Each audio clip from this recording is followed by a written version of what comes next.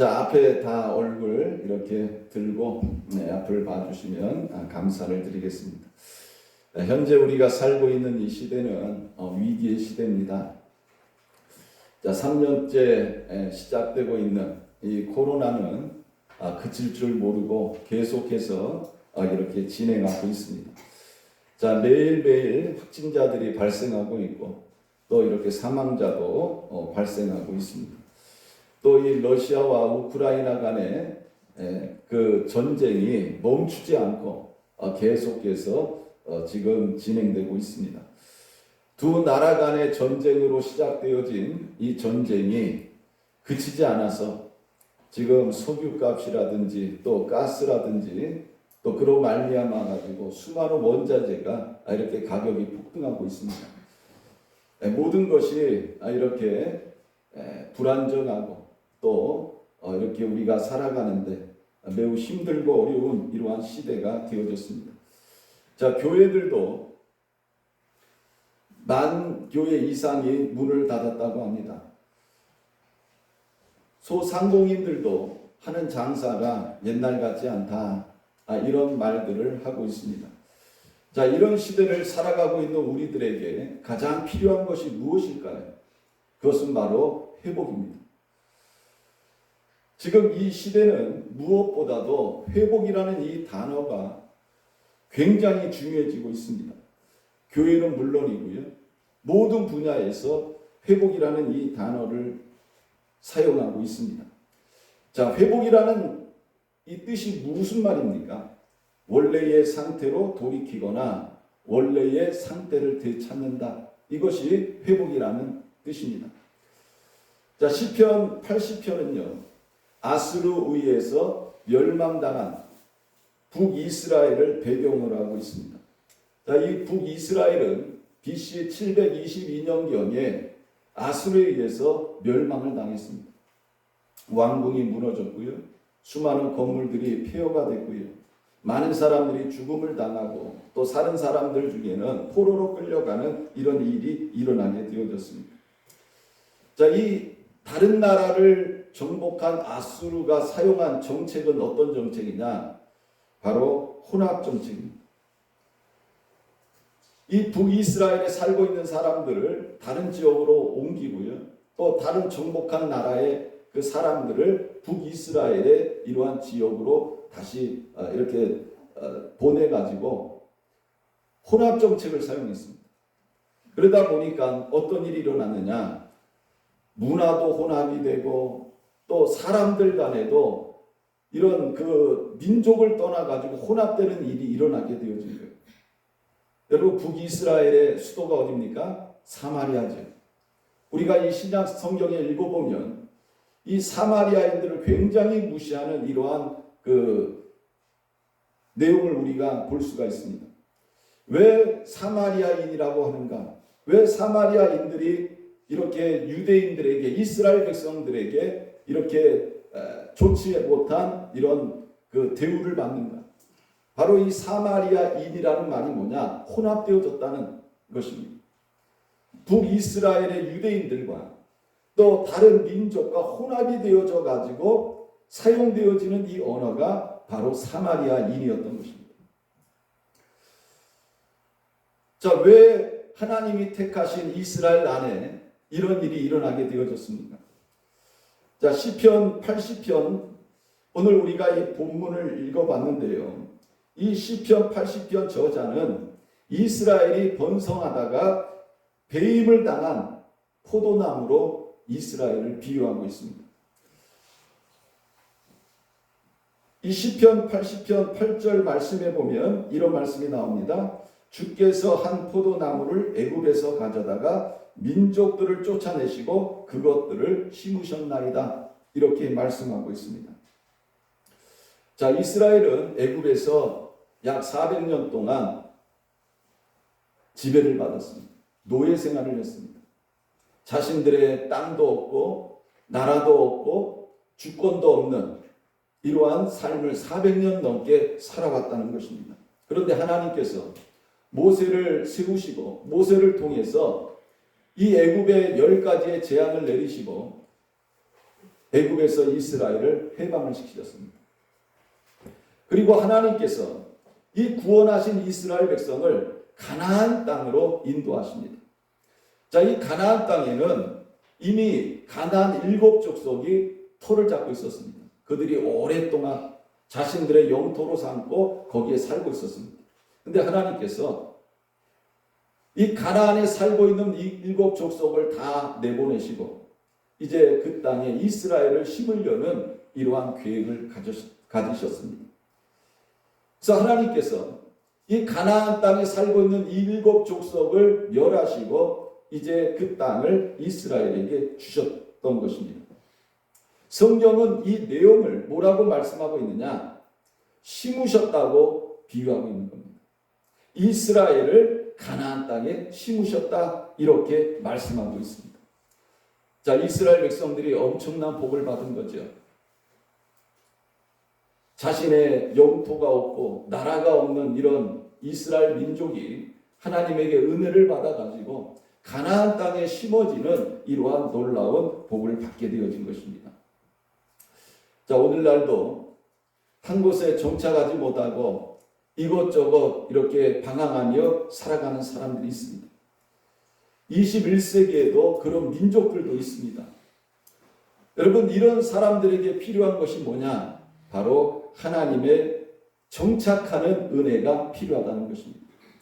오늘날 사람들 중에서도요, 이것저것 이렇게 살아가는 사람들이 있습니다. 내 집 없이 이렇게 이것저것 다른 집에서 이렇게 세를 살고 있는 이런 분들도 있습니다. 자, 이분들에게 필요한 것이 무엇일까요? 바로 자기 집에 정착하는 이러한 은혜가 필요하다는 것입니다. 저는 오늘 이런 분들에게 자기 집에 정착하는 은혜가 임하기를 주님의 이름으로 축원합니다. 또 교회도 보면요, 이곳저곳 이렇게 철새처럼 왔다 갔다 하는 사람들도 있어요. 한 교회에 정착하지 못하고 이렇게 왔다 갔다 하는 이러한 사람들이 있습니다. 이분들에게도 한 교회에 정착할 수 있는 이러한 하나님의 은혜가 임하기를 주님의 이름으로 축원합니다. 또 루처럼 젊어서 혼자 돼가지고 고생하는 여인에게는 보아스와 같은 사람을 만나서 가정적으로 정착하는 이러한 은혜가 임하기를 주님의 이름으로 축원합니다. 한번 따라해 보시기 바랍니다. 주여, 정착하는 은혜를 주옵소서. 자, 하나님이 심으신 포도나무는 어떻게 되었습니까? 번성했다고 말씀하고 있습니다. 여러분, 이 포도나무라는 거 우리 주변에 많잖아요. 아마 자기 집에 포도나무 심으신 분들도 있을 겁니다. 근데 이 포도나무는 큰 나무가 아니에요. 포도나무가 아무리 커봐야 뭐 그렇게 크지를 않습니다. 그런데 하나님께서 심으신 이 포도나무는 어떻게 됐느냐? 심히 번성했다. 이렇게 말씀하고 있습니다. 오늘 시편 80편에 보면 그 뿌리가 깊이 박혀서 땅에 가득했다. 이렇게 말씀하고 있습니다. 여러분, 뿌리가 땅에 박혀가지고 가득했다는 이 말이 뭡니까? 비바람이 불어도 폭풍우가 쳐도 계절이 바뀌어도 흔들리지 않는 이러한 견고한 나무가 되어졌다는 것입니다. 그리고 이 포도나무는 그 그늘로 산들을 가리고 이렇게 말하고 있습니다. 여러분, 포도나무가 얼마나 컸는지 그 그늘로 뭐를 가렸어요? 산들을 가렸다. 여러분, 세상에 그런 포도나무 보신 적 있습니까? 없어요. 그런데 하나님께서는 이 이스라엘이라는 이 나라를 포도나무로 비유하시면서 이 포도나무가 얼마나 커졌는지 그늘로 산들을 가렸다. 이렇게 말씀하고 있습니다. 또 이 포도나무를 하나님의 백향목 같으니 이렇게 말씀하고 있습니다. 여러분, 백향목이라는 나무 들어보셨죠? 이 레바논의 백향목 나무, 세계에서 가장 아름다운 나무라고 합니다. 건축자재로서 최고의 상품입니다. 이 백향목 나무는 한 20m 높이까지 자랍니다. 그런데 오늘 읽은 이 말씀에 보면 하나님의 백향목이라 이렇게 말씀하고 있어요. 하나님의 백향목. 레바논에 심겨진 백향목이 아니라 하나님의 백향목이다. 이렇게 말씀하고 있습니다. 그러니 하나님의 백향목은 얼마나 높이 또 얼마나 옆으로 크게 자랄까요? 성경은 뭐라고 말씀하고 있어요? 가지가 바닥까지 뻗고 넝쿨이 강에까지 미칠 정도였다. 이렇게 말씀하고 있습니다. 이처럼 하나님이 심으신 이 포도나무는 엄청나게 크게 자랐음을 볼 수가 있습니다. 왜 이렇게 심겨진 포도나무가 번성할 수 있었을까요? 이렇게 엄청난 포도나무로 자랄 수 있었을까요? 성경은 그 이유를 뭐라고 말씀하고 있어요? 하나님이 심으셨기 때문이다. 이렇게 말씀하고 있습니다. 그리고 주께서 가꾸셨기 때문이다. 이렇게 말씀하고 있습니다. 여러분, 하나님께서 심으시고 가꾸신 포도나무이기에 이렇게 엄청나게 크게 성장했다. 이렇게 말씀하고 있는 겁니다. 시편 80편 9절부터 11절에 보면 지금 말씀드린 그 내용이 기록이 되어져 있습니다. 우리 같이 한번 읽어볼까요? 9절부터 시작. 주께서 그 앞서 가꾸셨으므로 그 뿌리가 깊이 박혀서 땅에 가득하며 그늘이 산들을 가리고 그 가지는 하나님의 백향목 같으며 그 가지가 바닥까지 뻗고 넝쿨이 강까지 미쳤거늘. 이렇게 말씀하고 있습니다. 오늘날도 하나님께서 심으시고 가꾸시면 이런 엄청난 은혜가 임하는 줄 믿으시길 바랍니다. 저는 여러분들의 삶이, 여러분들의 가정이, 여러분들의 자녀가 하나님이 심으시고 가꾸시는 이러한 삶이 되기를 주님의 이름으로 축원합니다. 자, 이처럼 엄청난 복을 받은 이스라엘입니다. 그럼 이스라엘이 어떻게 아수르의 멸망을 받아서 멸망했느냐 하는 것입니다. 자, 12절 말씀에 보면 이에 대한 답이 나옵니다. 주께서 어찌하여 그 담을 허시사 길을 지나가는 모든 이들이 그것을 따게 하셨나이까. 이렇게 말씀하고 있습니다. 왜 이스라엘이 멸망했습니까? 하나님께서 뭘 하셨어요? 담을 하셨다. 이렇게 말씀하고 있습니다. 이사야서 5장 말씀을 보면 거기에 포도원 노래가 나옵니다. 자, 하나님께서 포도원을 만드셨는데 어떻게 만드셨느냐? 기름진 산에다가 땅을 파가지고 돌을 제하고 거기에다 극상품 포도나무를 심으셨다. 이렇게 말씀합니다. 거기에다가 망대를 세웠고요. 또 그 안에다가 술투를 팠습니다. 그리고 좋은 포도나무 맺기를 원하셨습니다. 자, 그런데 어떤 포도를 맺었어요? 들포도를 맺었다. 이렇게 말씀하고 있습니다. 자, 여러분, 최고 좋은 나무를 심었고 최고 좋은 기름진 땅에 하나님께서요 직접 가꾸셨습니다. 그런데 좋은 포도 열매를 맺기를 원했는데 들포도를 맺었다. 이렇게 말씀하고 있습니다. 그랬더니 하나님께서 어떻게 하십니까? 내가 그 울타리를 걷어 먹힘을 당하게 하며 그 담을 헐어 짓밟히게 할 것이요. 이렇게 말씀하고 있습니다. 들포도를 맺는 포도나무는 더 이상 필요 없다는 거예요. 하나님께서는 최상품의 포도 열매를 맺기를 원했습니다. 그런데 들포도 열매를 맺었다는 거예요. 그래서 하나님께서 어떻게 합니까? 보호하셨던 울타리를 쳐버립니다. 담을 헐어버리십니다. 그랬더니 어떤 일이 일어나는 거예요? 지나가는 자들이 그 포도를 어떻게 해요? 따먹기 시작합니다. 그리고 시편 80편 13절 말씀에 보면 이렇게 말씀하고 있어요. 숲속의 멧돼지들이 상해하며 들짐승들이 먹나이다. 이렇게 말하고 있어요. 여러분, 담을 헐어버리고 울타리를 쳐버리니까 어떤 일이 일어난 거예요? 지나가는 사람들이 포도를 따먹어요. 또 누가 먹어요? 멧돼지들이 와가지고 야, 이거 웬 떡이자 그러면서 멧돼지들이 먹어요. 또 다른 들짐승들도 와가지고 그 포도를 먹기 시작했습니다. 자, 여기서 말하는 지나가는 사람들, 멧돼지, 또 다른 짐승들은 무엇을 말하는 겁니까?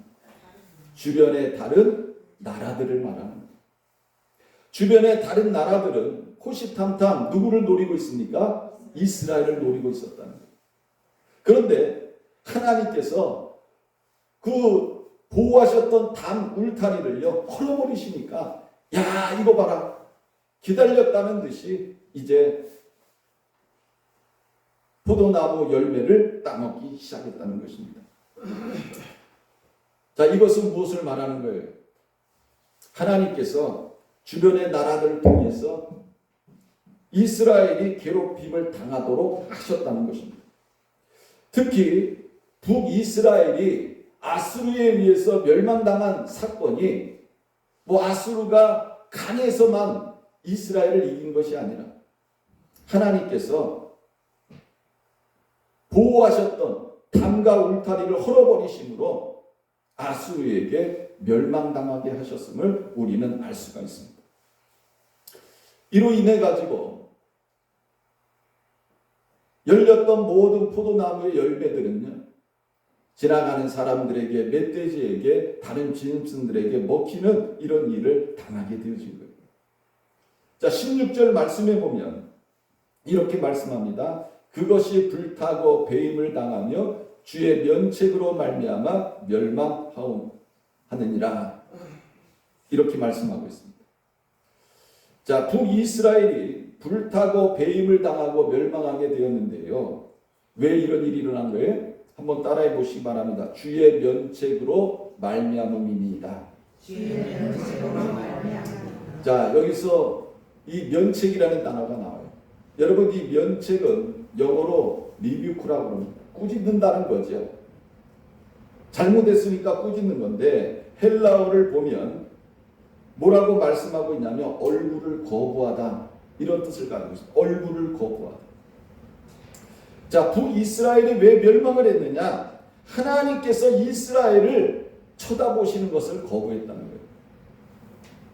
자, 하나님께서 이스라엘을 늘 그 얼굴빛을 가지시고 이스라엘에게 그 빛을 비춰주셨는데 그리고 인자하신 얼굴로 이스라엘을 바라보셨는데 이제 하나님께서 어떻게 하셨다는 거예요? 얼굴을 휙 돌려버려요.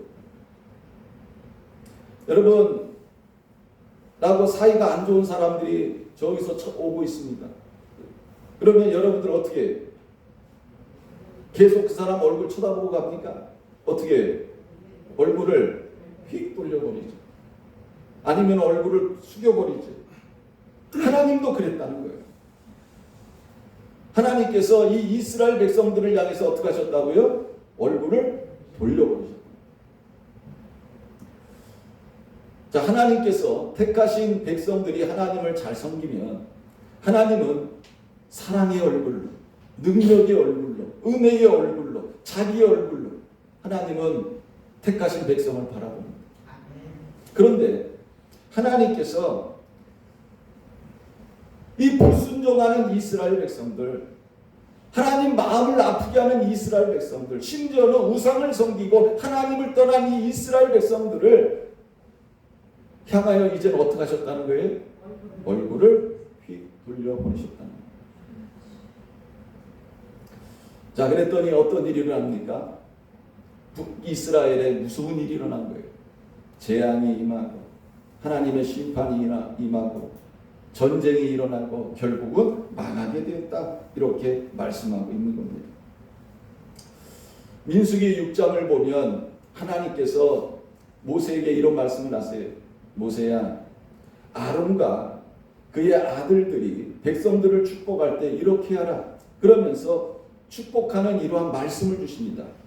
바로 민수기 6장 24절 말씀부터 26절 말씀까지 여호와는 내게 복을 주시고 너를 지키시기를 원하며 여호와는 그의 얼굴을 내게 비추사 은혜 베푸시기를 원하며 여호와는 그 얼굴을 내게로 향하여 드사 평강 주시기를 원하노라.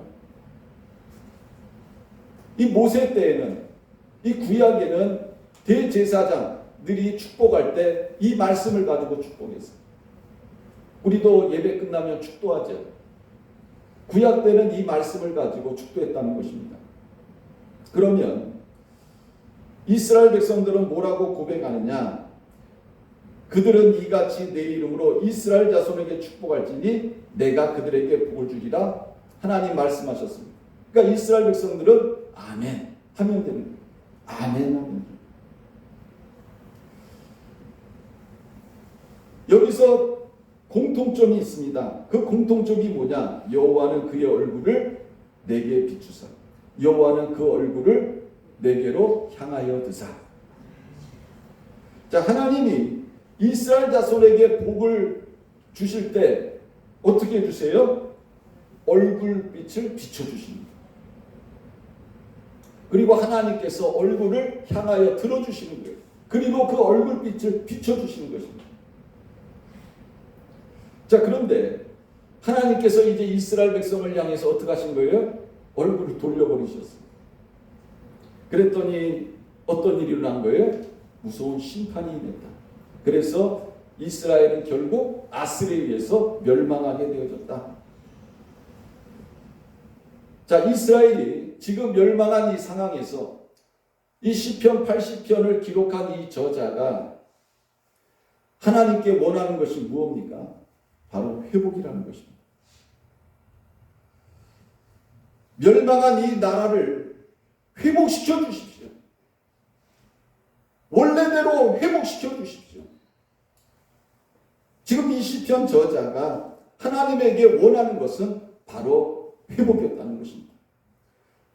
자, 그러면 이 저자가 회복을 위해서 한 일이 뭐냐는 거예요. 바로 하나님 앞에 기도하고 있다는 겁니다. 자, 이 시편 저자는 하나님을 어떻게 부르고 있어요? 1절에 보니까 요셉을 양떼같이 인도하시는 이스라엘의 목자여 귀를 기울이소서 이렇게 고백하고 있습니다. 요셉을 양떼같이 인도하시는 이스라엘의 목자여. 이 시편 저자는 하나님을 뭐라고 고백하는 거예요? 목자로 고백하고 있습니다. 여러분, 다윗이 시편 23편에 하나님을 뭐라고 고백하고 있습니까? 여호와는 나의 목자시니 이렇게 고백하고 있습니다. 그리고 자기를 양으로 비유하고 있습니다. 북이스라엘이 멸망한 이유가 뭔지 아세요? 하나님을 자신들의 목자로 인정하지 않았다는 것입니다. 나는 내 마음대로 살 거예요. 하나님 더 이상 나를 구속하지 마세요. 나는 이렇게 살아가는 그 자체가 너무나 싫어요. 그리고 하나님을 나의 목자로 인정하지 않았어요. 내 인생은 내 거니까 내 마음대로 살게 놔두세요. 그러면서 잘못된 길을 걸어가기 시작합니다. 근데 여러분, 우리는 기억해야 돼요. 우리의 삶이 정말 이 땅에서 복되고 아름다운 삶을 살기 위해서는 어떤 삶을 살아야 되는 거예요? 하나님을 나의 목자로 인정하고 살아야 된다는 거죠. 이 삶이 이 땅에서 가장 축복된 삶임을 성경은 우리들에게 말씀하고 있는 거예요. 그러니까 이 시편 저자가 하나님께 기도할 때 하나님을 뭐라고 고백하느냐? 이스라엘의 목자여 이렇게 고백하고 있는 거예요. 그러니까 여러분들도 하나님을 나의 목자로 고백하고 하나님을 나의 목자로 삼아서 인도함을 받는 이런 모든 성도님들 되시기를 주님의 이름으로 축원합니다. 또 뭐라고 고백하고 있어요? 1절에 보니까 그룹 사이에 자정하신 이여 빛을 비추소서 이렇게 고백하고 있어요.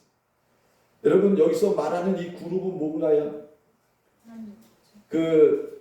이 성소에 보면 지성소라는 것이 있어요. 여러분, 이 지성소 안에는 뭐가 있어요? 하나님의 법궤가 있어요. 이 법궤가 있는데 여러분, 그 법궤의 뚜껑이 있습니다. 뭐라고 부르느냐? 속죄소 또는 시운소 이렇게 우리가 이야기를 해요.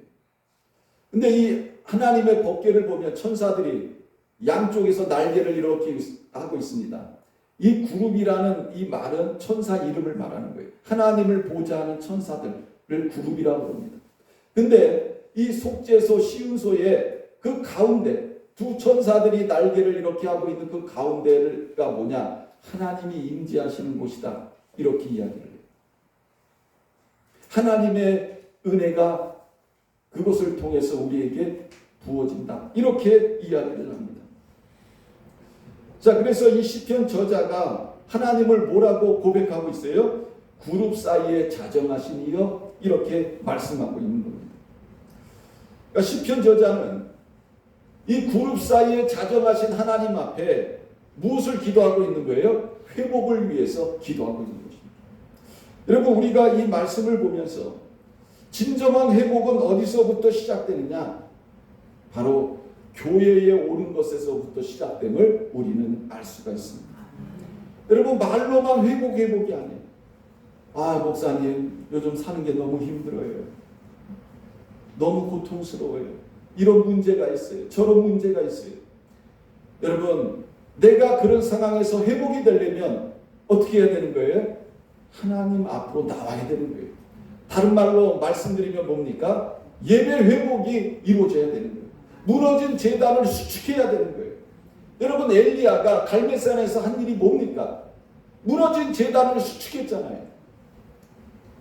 우리가 진정한 회복을 하려면 무너진 제단을 회복해야 되는 거예요.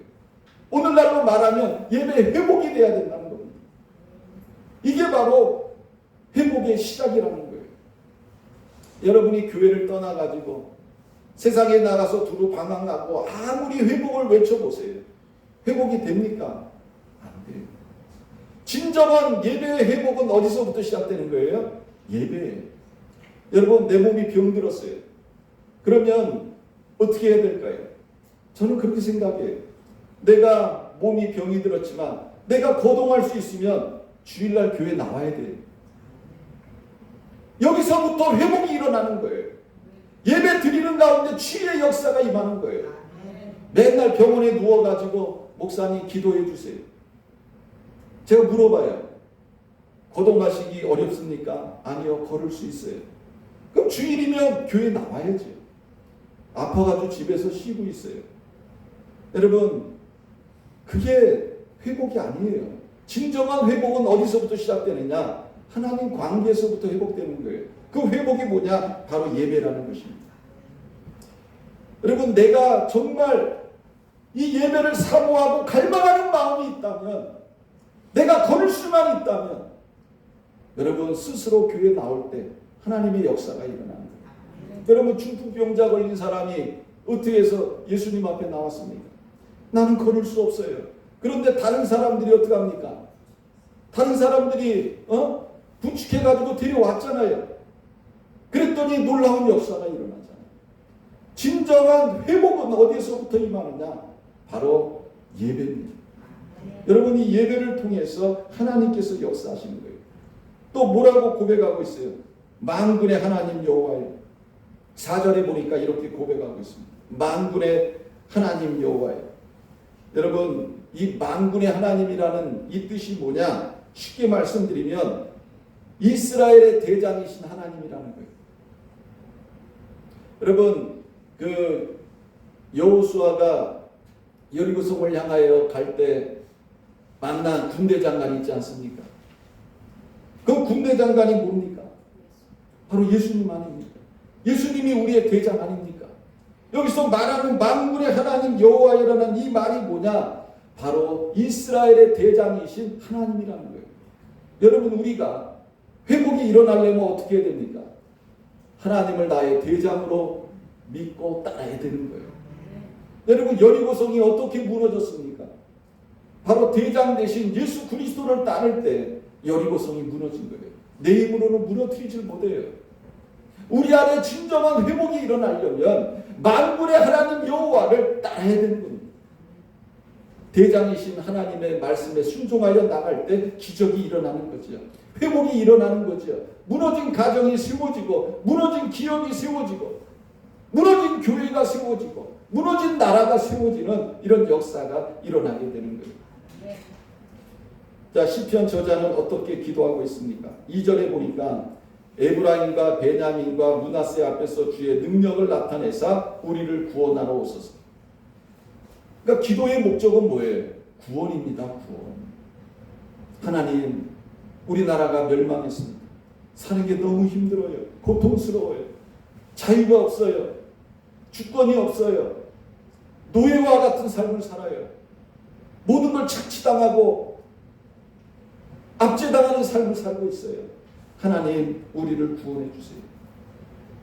여러분, 회복이 뭡니까? 구원 아닙니까? 나를 힘들게 하는 것에서 내가 구원받는 것, 이것이 바로 회복 아닙니까? 여러분, 시편 저자가 뭐라고 기도합니까?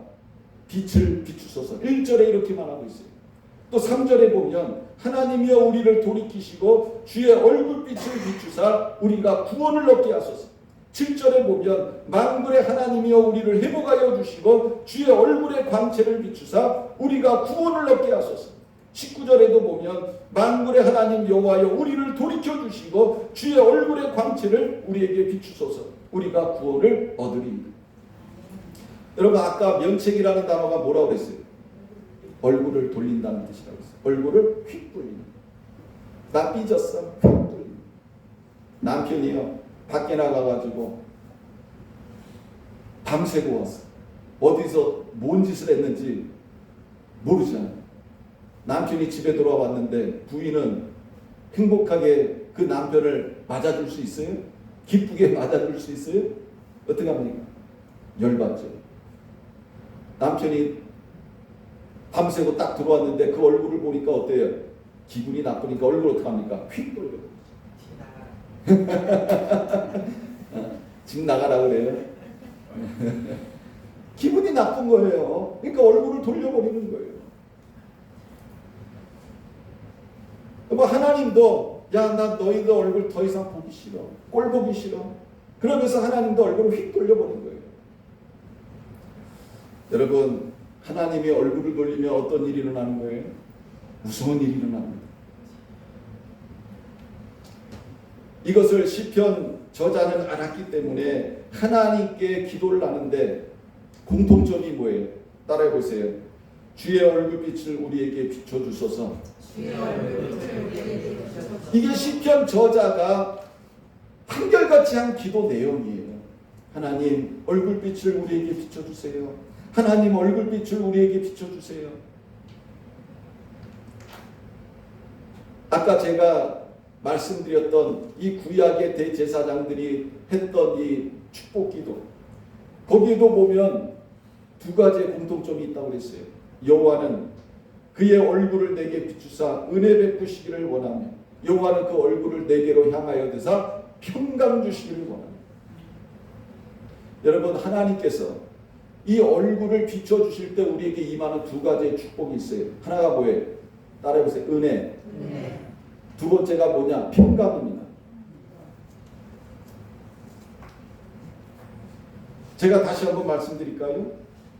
여호와는 그의 얼굴을 내게 비추사 은혜 베푸시기를 원하며 여호와는 그 얼굴을 내게로 향하여 드사 평강 주시기를 원하며. 여러분, 우리는 하나님의 은혜가 없으면 하루도 살 수 없는 사람들 아닙니까? 하나님이 평강을 주셔야 아무리 힘들고 어려운 이 환경과 여건 속에서도 평강을 누리며 살아갈 수 있지 않습니까? 근데 하나님이 이 은혜를 주시고 평강을 주시는데 어떻게 주세요? 얼굴빛을 우리에게 비춰주실 때 은혜가 임하고 평강이 임한다. 성경은 이것을 우리들에게 말씀하고 있습니다. 여러분, 왜 북이스라엘이 이런 멸망의 자리에 섰습니까? 왜 이런 비참한 자리에 섰습니까? 성경은 뭐라고 말씀하고 있는지 아세요? 눈물에 젖은 빵을 먹고 많은 눈물을 마시게 하는 삶이라 이렇게 말하고 있습니다. 또 뭐라고 말씀하고 있느냐? 이웃에게 다툼거리가 되게 하시고 원수들에게 비웃음을 받게 하셨다. 이렇게 말씀하고 있습니다. 또 불타고 배임을 당하고 멸망을 당했다. 이렇게 말씀하고 있습니다. 여러분, 왜 인생의 눈물의 빵을 먹습니까? 왜 고난의 눈물을 마십니까? 왜 이 삶의 고난의 밑바닥에 자리에 앉아 있습니까? 이유는 하나예요. 뭐예요? 하나님이 얼굴을 돌리셨기 때문에 이런 일이 일어났다는 것입니다. 사랑하는 성도 여러분, 오늘날 우리는 참 힘들고 어려운 시대를 살아가고 있습니다. 여러분, 이런 시대를 살아가는 우리들에게 필요한 것이 뭐예요? 회복입니다.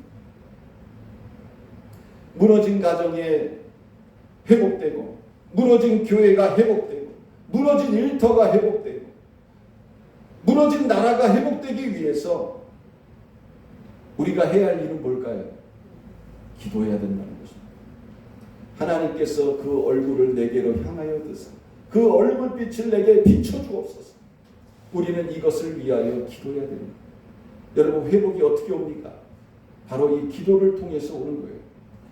나를 향하여 고개를 돌리신 하나님의 그 얼굴이, 우리의 가정을 향하여 얼굴을 돌리신 그 하나님의 얼굴이, 내 일터를 향하여 고개를 돌리신 하나님의 그 얼굴이, 우리 교회를 향하여 얼굴을 돌리신 그 하나님의 얼굴이, 이 나라와 민족을 향하여 얼굴을 돌리신 그 하나님의 얼굴이 다시 돌아올 수 있도록, 다시 바라볼 수 있도록 우리가 기도해야 되는 것입니다.